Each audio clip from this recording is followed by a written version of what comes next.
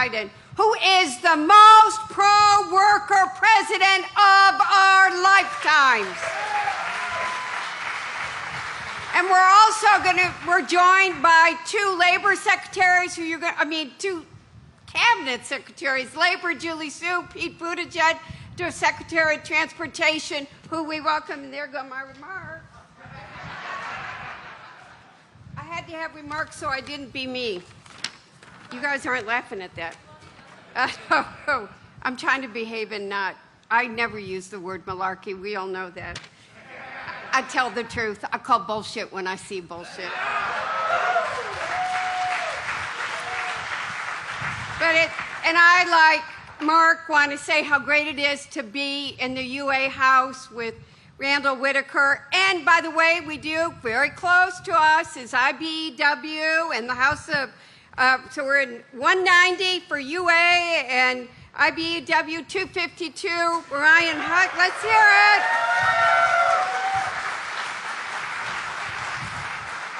And their president's here too. We're joined by a lot of labor presidents you're going to see up on this stage. And it's really my honor because I love the working men and women of this country. You have always had my back. You have always fought for everybody. And that's what it's about. But you guys, you're too quiet today. You better get a little more lively, brother. Yeah. Please, you're not me. Okay, I want to talk about Joe Biden for a minute. I want to tell you, first of all, I love Joe Biden. He has been John Dingell's and my friend for more than 40 years. He and Jill got married when Joe and I got married. I can remember the late night calls that Joe and John would have about so many different issues that matter to working men and women in this country. 2008, when we were looking at the auto bailout and people were going to be put out of their jobs, Joe Biden has never, ever, ever stopped worrying about working men and women in this country.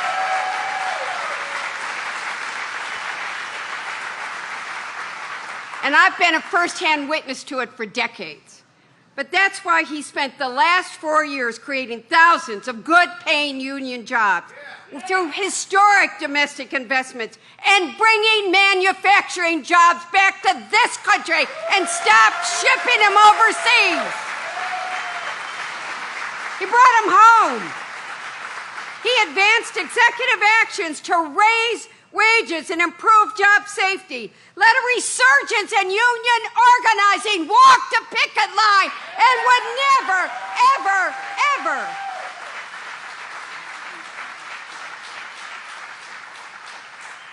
he would never, ever tell somebody they should be fired for walking a picket line. He supports you and your right to speak up. And do not ever forget that your union brothers and sisters, retirees who I held in my arms, who lost their pensions, including 60,000 Michiganders, their pensions were restored and protected by the Bush-Lewis Act.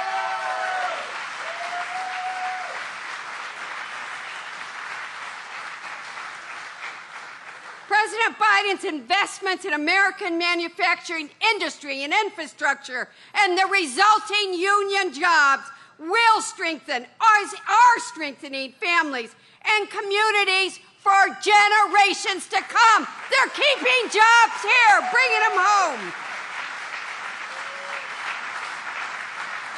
We believe every American deserves better than just getting by. They deserve to get ahead, and that's what we're going to tell Joe Biden today. Okay, you guys, I'm going to introduce one of our cabinet secretaries, but you got to promise me. I'm used to Michigan energy, Michigan cheer. So you can be, behave because it's me, but I don't want you behaving when the president comes out here, okay? I just want to ask that. So now I'm proud to introduce Secretary Pete Buttigieg, whose leadership... There. No, come on out. It's there. No, come on. That's what I want to see. And he's a Michiganian now. I was going to say good things for you.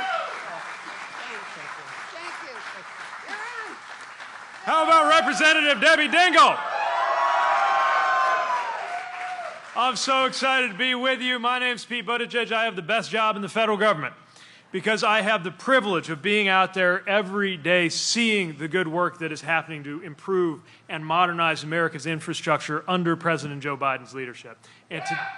And we're excited that it's being built by union workers with the skills that you bring, the benefits you deserve, and the wages that you've earned. Just since getting this job, I've been to every one of America's 50 states, and earlier today I was in Lansing. We were celebrating and marking construction where 127 meets 496. I think a lot of you know about the headache of that interchange. We're fixing it. And it's one of 60,000 projects getting support from the Biden-Harris infrastructure vision. We're so proud of it. We are improving commutes, we are supporting the economy, and with the safety improvements, we're also saving lives with these projects. But it's not just about what we build. It's about how we build it. It's about who gets to build it, and yes, that includes supporting the good-paying union jobs that this construction represents.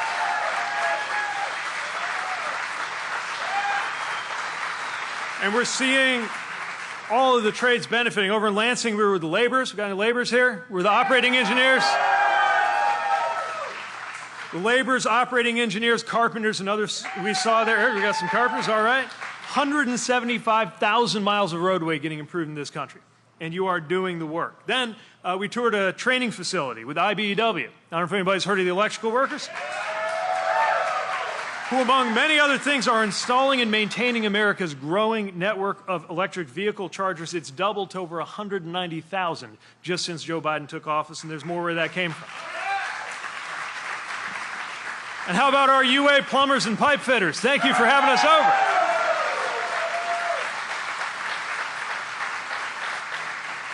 Earlier I was with folks from Local 333. They have a problem that is what we call a good problem to have. They got to build a new, bigger training facility to fit all those apprentices that they're signing up.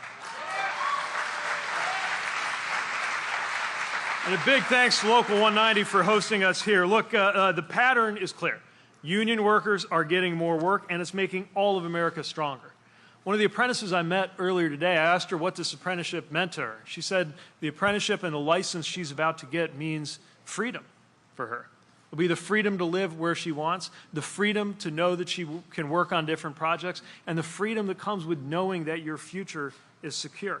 And then there was a journeyman there who talked about what was most exciting for him about all this wasn't the income that was coming to him, is that he was in a position to help sponsor Little League and help with football and make his community a better place. And that's what we see again and again. When we support union workers, those union workers are supporting families and communities that make every American better off.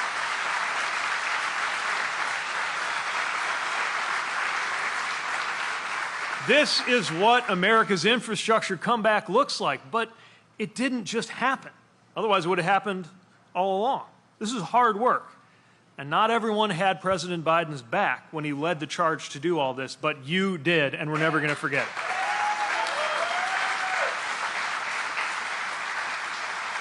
We are seeing the difference between an administration that talks the talk and leadership that walks the walk.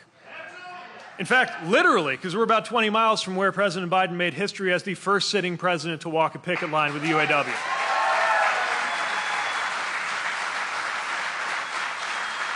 That is walking the walk. Walking the walk means saving the pensions of millions of workers with the Butch-Lewis Act. Walking the walk means getting serious about prevailing wage and Davis-Bacon like we have in the Biden-Harris administration.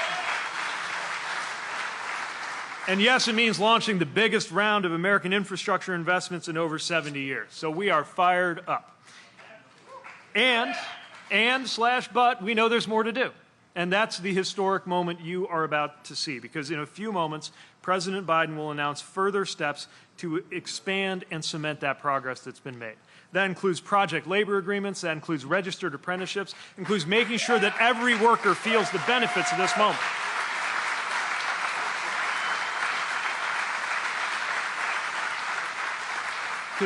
If there's one thing I've seen in my travels across the country in this job, it's that union workers aren't just building roads and bridges and factories and airports. You're building livelihoods. I see it everywhere I go. I see it in the stories and the faces of the workers and the apprentices that we meet. They are standing taller. They are walking prouder, knowing that better future we're building together. And that's why I'm excited to be here, because that is what America's infrastructure decade looks like, and you're the ones making it happen.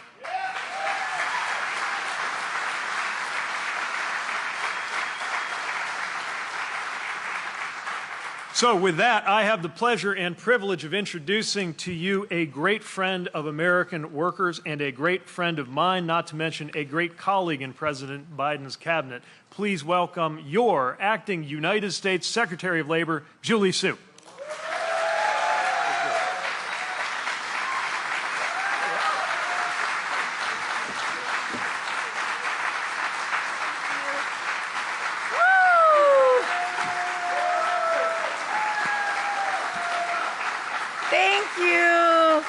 Thank you all so much. Thank you to Secretary Buttigieg for all you do, for your partnership on this and so much else. UA Local 190, good afternoon. How are you? It is great to be with all of you. You've already heard this today, but since day one, the Biden-Harris administration has promised to be the most pro-worker, pro-union administration this country has ever seen. And for us, that is not just a slogan, it's a promise. And it's a promise that we are keeping every single day. So what does that look like? Nearly 16 million jobs created since the president came into office. That's more jobs created under any president in the same amount of time in history. Yep. And as everybody in this room knows, we don't just care about the number of jobs, we care about the kinds of jobs. We care about the quality of those jobs. We want jobs to be jobs that provide a good wage, where every worker knows they're going to come home healthy and safe at the end of the day, where you have benefits so you can take a day off if you need to, and you can retire with dignity, right? That's what a good job does. And where you can work with a good union contract. So as I've traveled the country this past summer in a Good Job summer tour from Phoenix to Fort Lauderdale, from Las Vegas to Milwaukee to Birmingham, and right here in Detroit, we know that we have to stay committed to creating those kinds of good jobs in every single community. And as has already been said too, these jobs don't happen by accident. They're happening because the Biden-Harris administration's historic Investing in America agenda is putting more money into communities than ever before. And as we repair our nation's roads and bridges, as we modernize airports, as we make sure that every family turns on the faucet gets clean drinking water, and every community has access to high-speed, reliable internet, all of those things are also creating good jobs in every single community. And in President Biden and Vice President Harris's America, those are going to be good union jobs, and we got to keep on doing this work to make sure that that keeps happening. This work is being done by unionized plumbers and pipe fitters, unionized electricians, unionized laborers, it's auto workers, it's hospitality workers, right? It is using American steel made by unionized American workers and using raw materials being mined by unionized American workers. That's right. And this is happening because we've had project labor agreements. In fact, more project labor agreements on federal highway construction projects than in the last 10 years combined. That's why when I travel to union training halls like this one, apprenticeship programs are bursting at the seams, and communities that have been left out before are seeing themselves in the good jobs that are being created. It's also happening because our investments in electric buses are also prioritizing workers, which is why I've been to Fort Valley, Georgia, and Anniston, Alabama, where workers in the South are unionized for the first time, winning record wage increases, winning paid days off, and winning real job security. And it's happening because President Biden and Vice President Harris believe that communities that have been left behind because factories shuttered in the last administration should be able to come home and get a good job right in their communities. Because you all know, like I know, that every single person should be able to get a good job, that moves a family from poverty to prosperity, that moves communities from racial exclusion to real inclusion, and that allows women to show that when given a shot, there is nothing we can't do. So, my friends, President Biden says all the time that American workers are the best workers in the world. And he knows that when we invest in America, we invest in America's workers. So let's keep building the country that we know we can be. The action that he's taking today is another step in building the most pro-worker, pro-union country this country has ever been. And let's keep doing that together. Thank you all so much.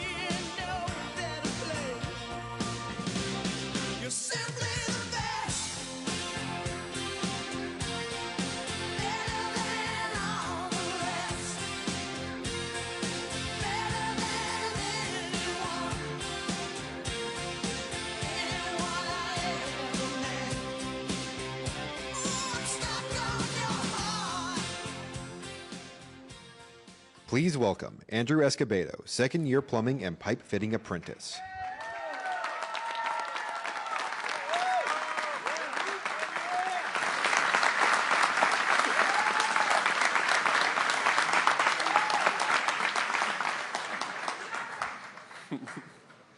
Good afternoon, everyone.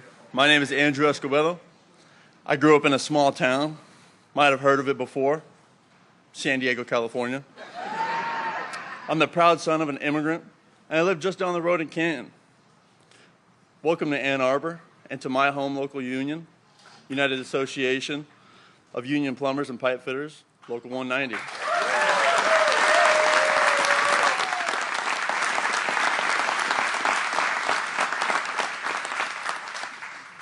I'm a proud veteran of the United States Coast Guard. I was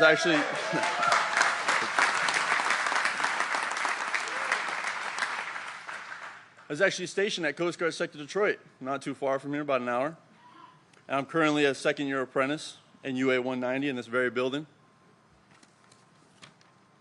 Currently a plumber working on a hospital at the University of Michigan, also just down the road.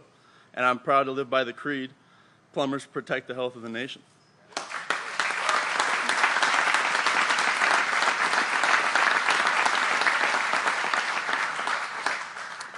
The United Association represents more than 380,000 men and women, just like me, in North America who build this country. We install medical gas systems, we build hospitals, replace lead service lines in our communities. We deliver clean and affordable energy, and we build the future of American semiconductor manufacturing. Sounds like a lot of hard work. It's because it is. We go through a 5-year registered apprenticeship program where we earn full wages and benefits while we learn the skills that make us the best trained craftspeople in the nation.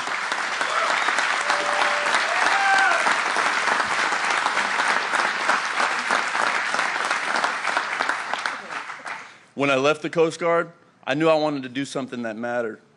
A career where I got to work with my hands, where I belonged to something bigger than myself, and where I had the chance to provide for myself, my family, and one day retire with dignity.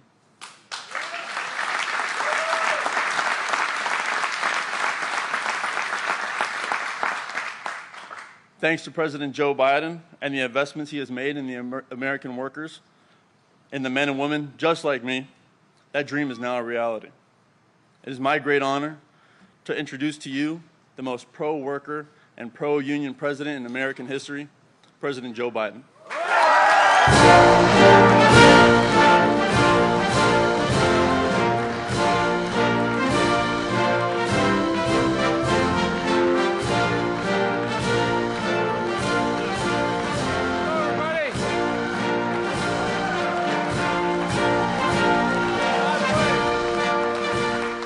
By the way, I want you to know.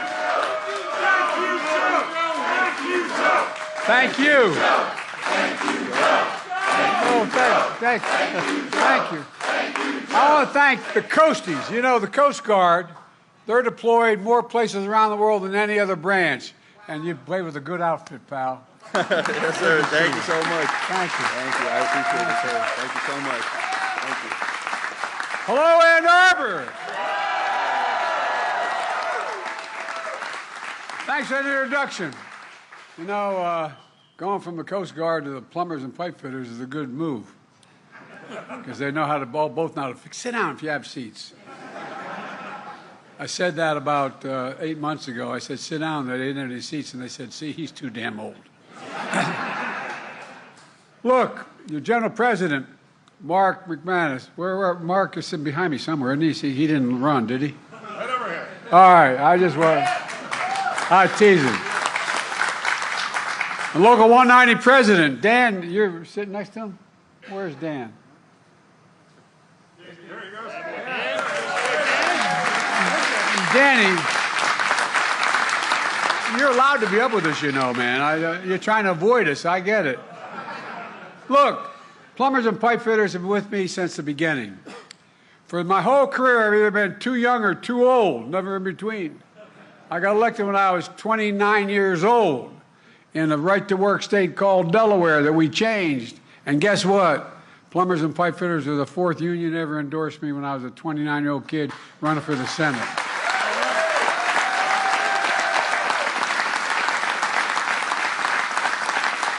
Mark flew over from Washington with me on Air Force One, along with the great national labor leaders, Brent Booker of the Laborers. Brent, thank you.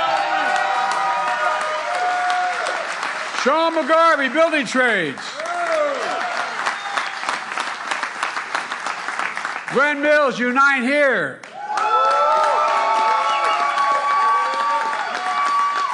There you are.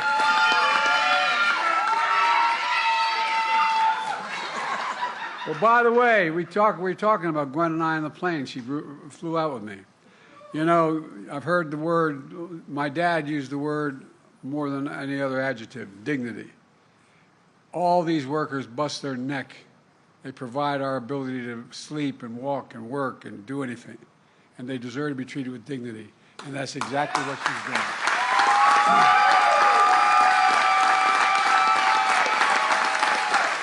And Kenny Cooper, IBEW. Oh, I'll tell you what, man. Kenny was the first one to stand up for me in 2020. He came out and he said he was going to be for me. And he brought his union along and it changed everything. Kenny, you're not only a great labor leader, you're a good personal friend. Thank you. Thank you, thank you, thank you. And not that it matters to you, but it mattered a hell of a lot to me. The first union that ever endorsed me as a 29-year-old kid. When I got elected, I wasn't old enough to be sworn in. I had to wait 17 days to be eligible. But guess what?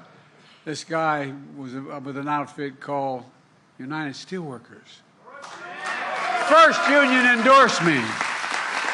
First union. I remember where they brought me in to see I.W. Abel, who was then president. And I could see him looking at the local rep from Delaware going, are you sure about this kid? Well, you did it, man. Thank you. And we're going to make sure steel workers are still backbone of this country for a long, long time to come.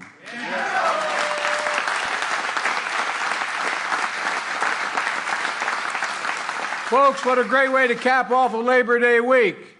To be a proud union state of Michigan. Michigan, Michigan, Michigan. Well, I mean it. It's always great to be with a dear friend, Debbie Dingle, who's a great, great personal friend. Debbie, when you're in a fight, you want Debbie on your side, and thank God she's been on mine. Thank you, Debbie. We're joined by other members and great Congress. Haley, who's been there, one of the most enthusiastic people I know. Haley, stand up. Stand up, kid. And Cherie, who's doing an incredible job. Where is Cherie? She's out there somewhere. There he is. Come on. Stand up, man, because otherwise they'll think your son's the congressman. There are also 2 members of my cabinet here today. Transportation Secretary Pete Buttigieg.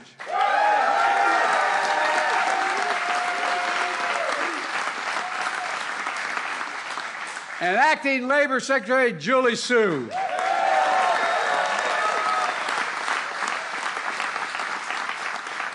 You know, when Marty left, you know Marty used to be Labor Secretary? Marty, I tell you, he's in a comfortable place. He's with guys running around smashing into with hockey sticks. But I tell you what, I think we've changed the Labor Department. They understand the word labor means union.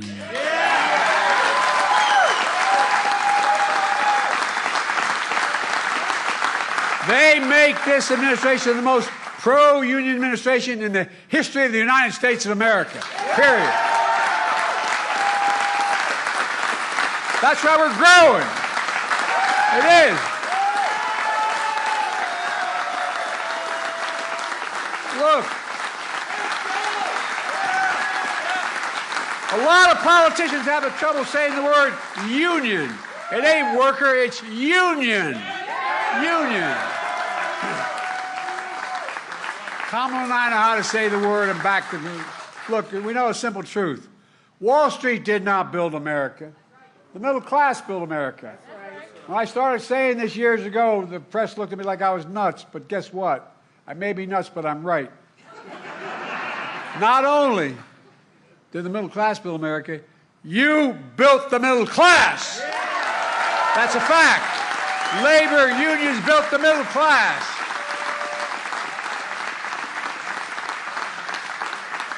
When I was vice president and became president, I got a little heat because I was so, quote, pro-union.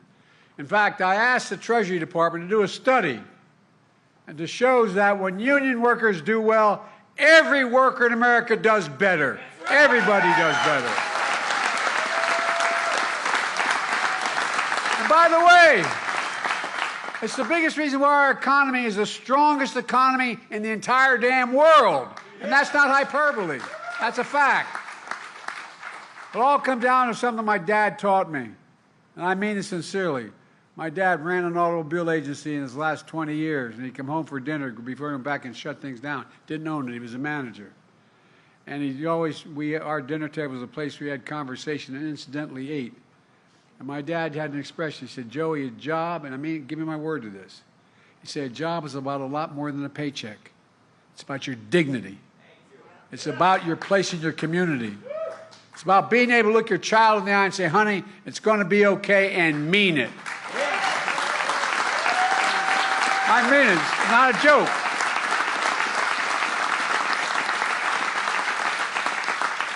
These guys in the other team don't know what the hell it's all about. They don't understand the word dignity. A good job.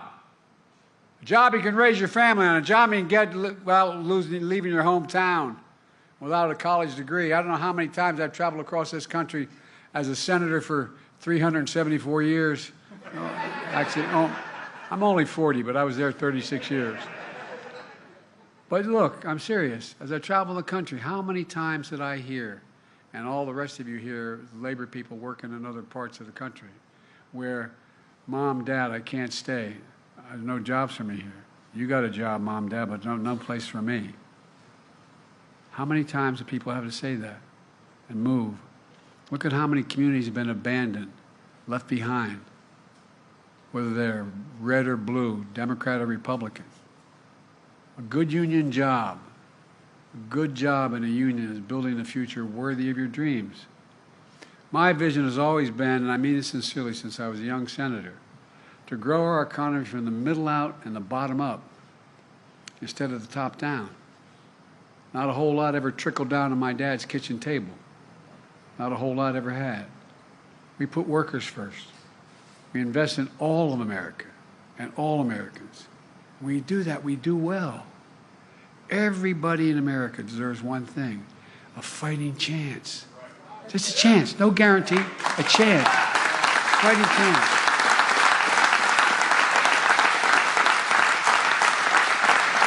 And that's why Kamala and I are so proud of our record. The greatest job creation record of any single presidential term in American history, because of you. Earlier today, we learned the economy created another 142,000 jobs last month.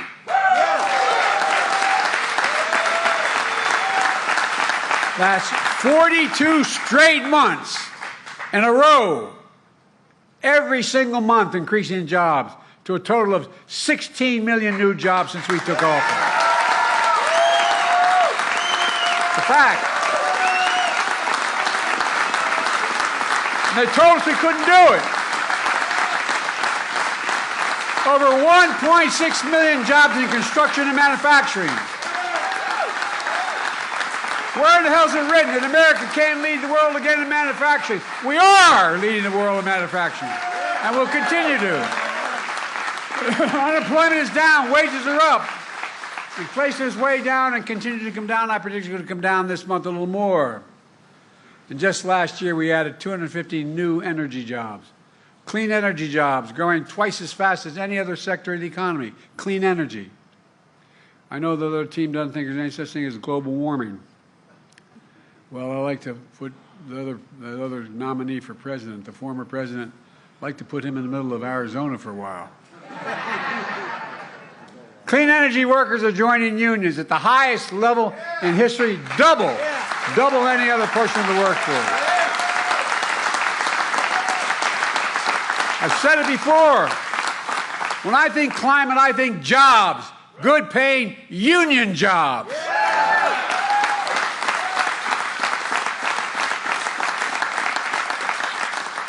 I tried for years. One of the first things I did when I became president was protecting the pensions of 1 million union workers and retirees when I signed the Butch-Lewis Act. Butch-Lewis. So far, over 62,000 workers and retirees across Michigan are benefiting from that signing. Yes, I am. Before we acted, workers faced cuts in their pension. Now they're not only restoring the full amount of their pensions, but they're getting back pay as well.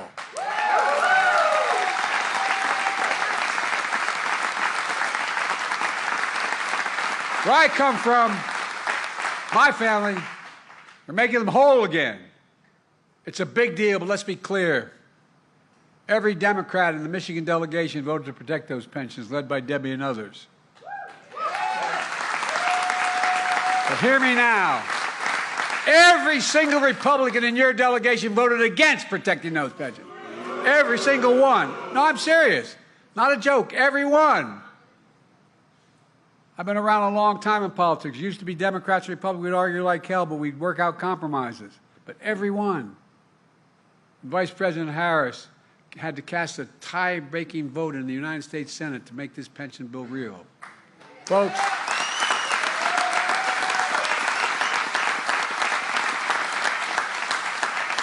I've been talking about it a while, but we followed up with another big deal, as Barack used to kid me about. I call it Investing in America agenda. It's a simple proposition. That includes our law, rebuilding America's infrastructure, fixing, as your governor said, the damn roads.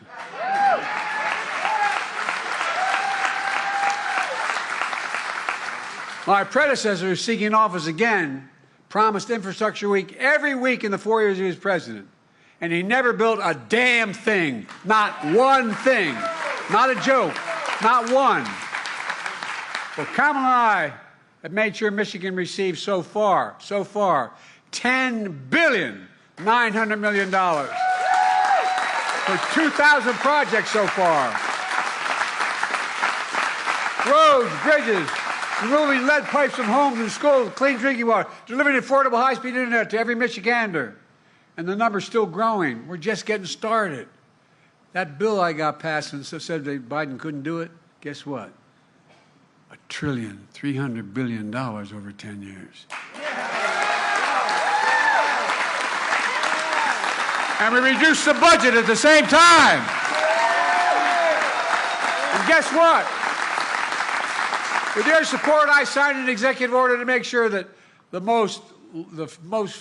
largest federal construction projects that are being built in America are built with project labor agreements. You all know what that is.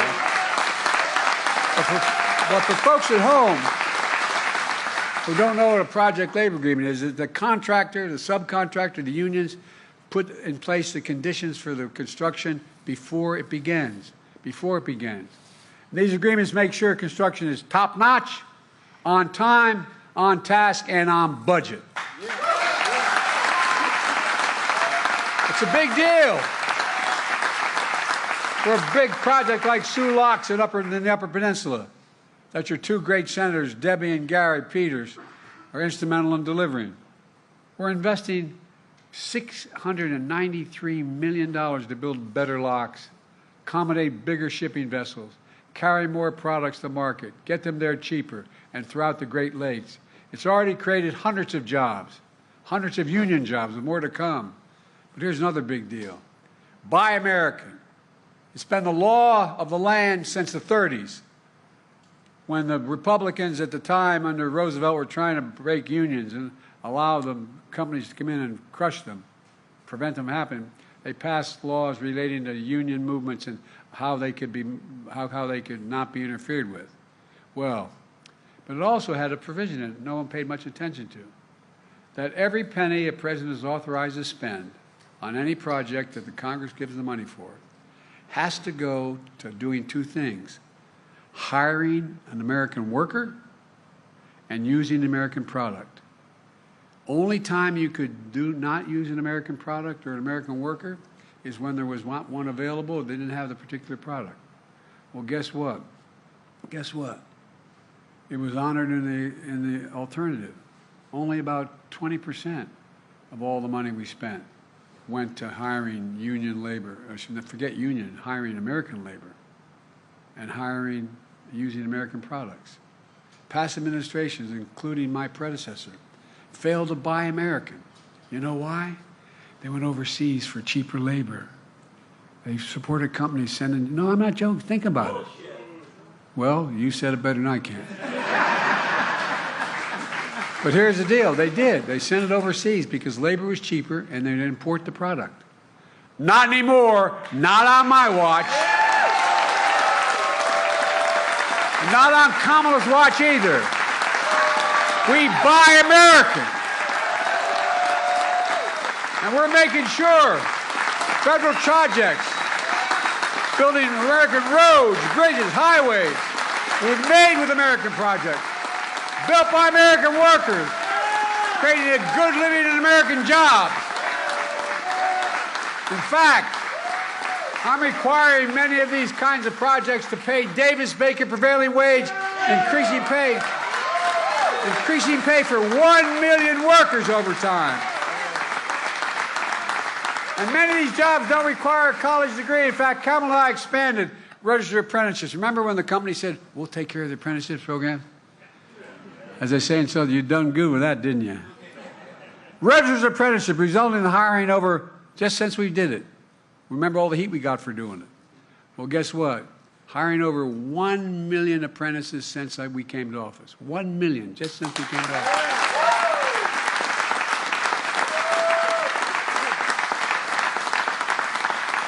A lot of folks who are in the industry don't realize that apprenticeship is like earning a college degree. For real. Some of you apprentices have to be journeymen for 4 to 5 years. You get paid to learn a trade.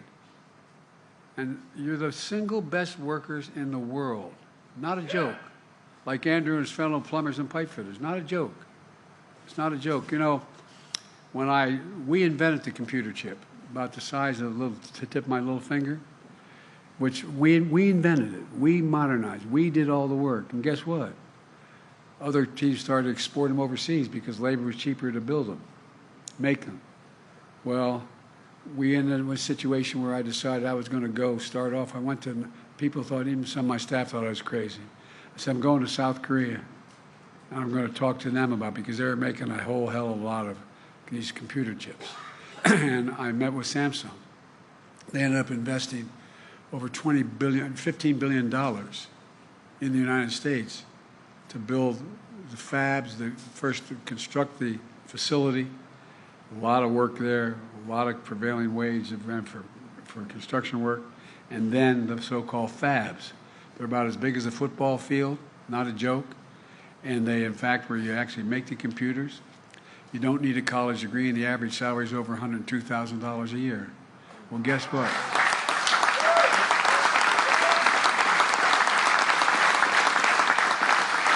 So I asked Samsung, why were they coming in that? By the way, it's well over $50 billion being invested coming from abroad. I said, why are you coming back to the United States? He said, simple reason. Not a joke. This is the chairman of the board of Samsung. Because you have the most qualified workers in the world. No joke.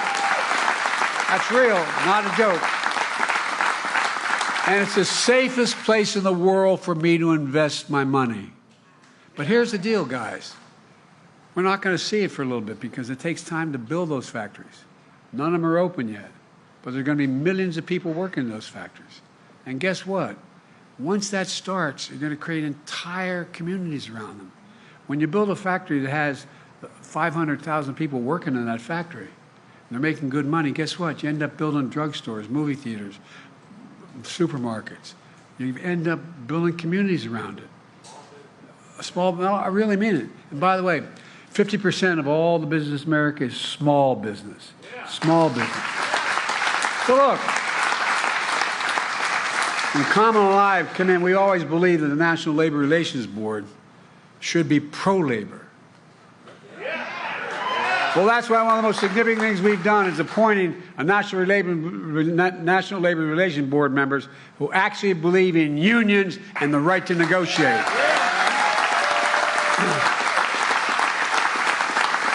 Look what's changed. When Trump was president, he appointed union busters in that organization. It's designed to promote unions. And by the way, you think he has any damn idea what we do? No, I'm not being a wise guy. I mean, I wonder whether he has any notion what a hard day's work is. I mean, all he did was lose his father's money. And then get in trouble and have to owe a lot of other people money. And then borrow a lot of money and give tax cuts to the super wealthy and end up with the largest debt any president's left behind in 4 years. He has an incredible record. An incredible record. Oh, you think I'm kidding? Look at the numbers, man. And by the way, he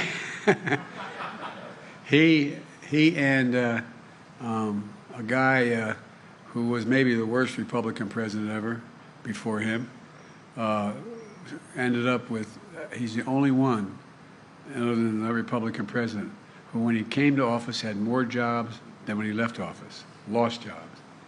Look, Kamala and I are focused on what Michigan is known for as well, the auto industry. I got through school, my dad managing an automobile dealership. That's how I got through school.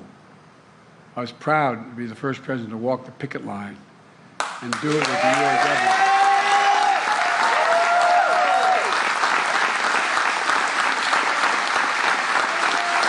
Walk the picket line with UAW workers here in Michigan.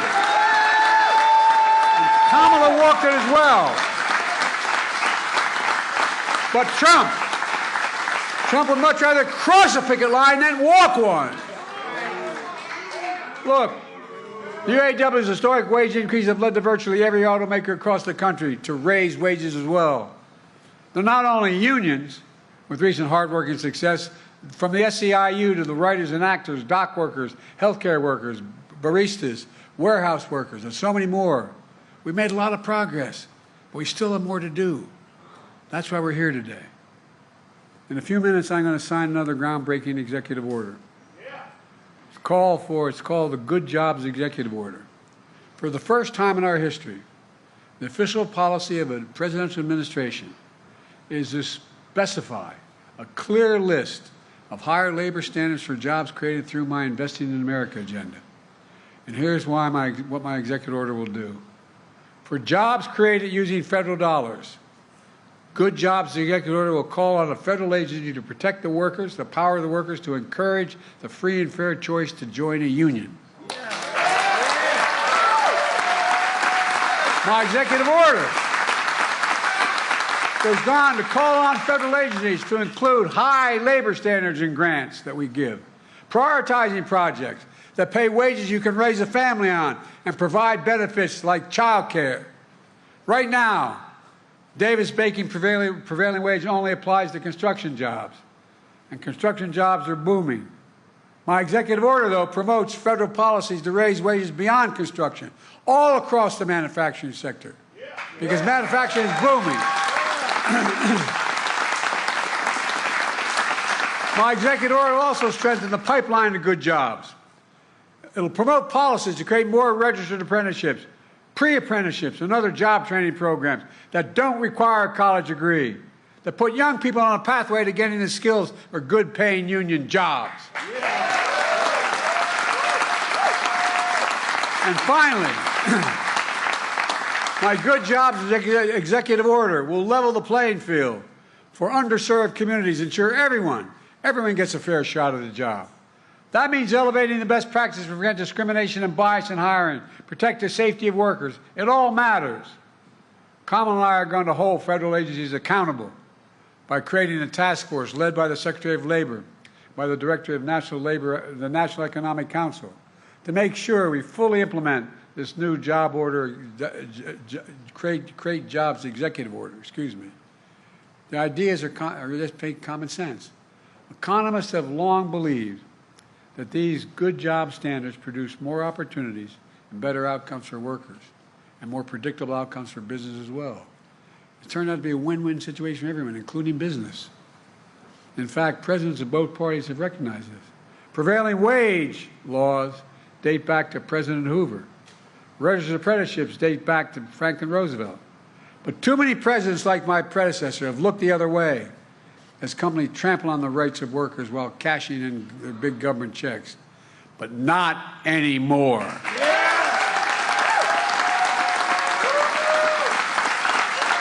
With today's executive order, Kamala and I are setting a policy across the board in the support of good job standards.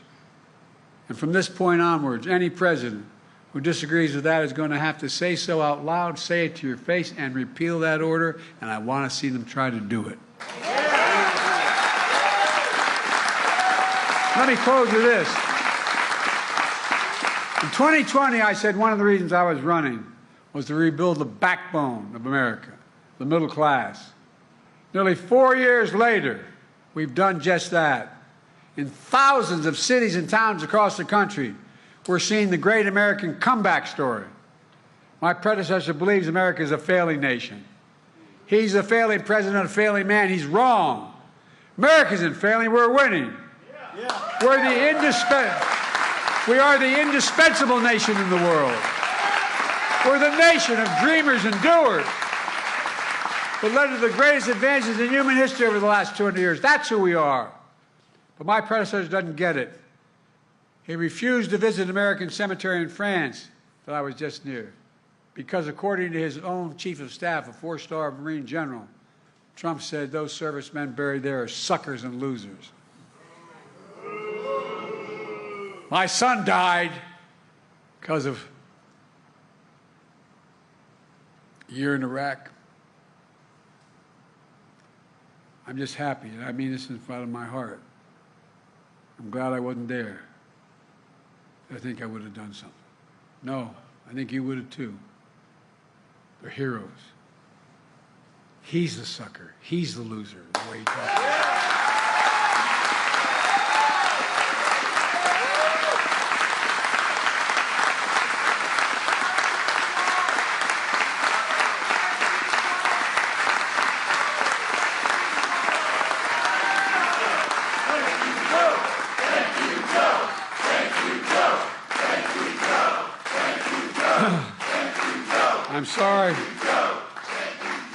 I'm sorry to get emotional about that, but I miss him. He was the Attorney General of the state of Delaware and volunteered to go anyway. Our servicemen and veterans are heroes. And you, the American worker, are heroes in this comeback story. You're the reason for the comeback story. Because of you, all those who came before, we're the only nation that's always emerged. Every single time, check it out. Always emerged in American history. We've always come out of a crisis stronger than we went in. Stronger than we went in. Because of you, and I mean it from the bottom of my heart, I've never been more optimistic about America's future. We just have to remember who we are. We're the United States of America. There's nothing beyond our capacity when we work together, when we fight. I'm now going to go over and sign that good jobs executive order and keep it going, guys. You're saving the country. God bless you all. God bless America.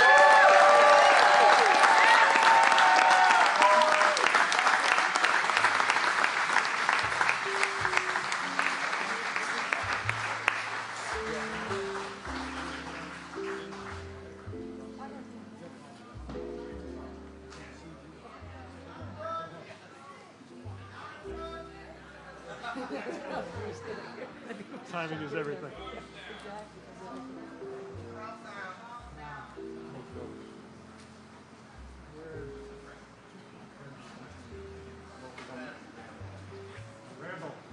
Randall, come on.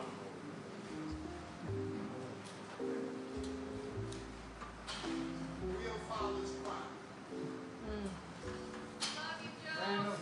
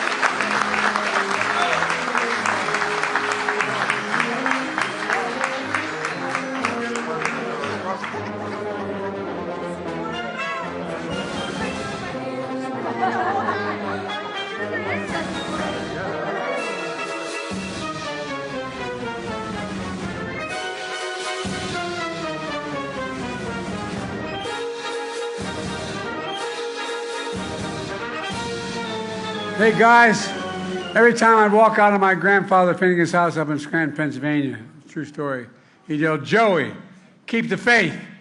My grandmother Finnegan would come out and say, "No, Joey, spread it. Spread the faith, guys. Let's go." You have next.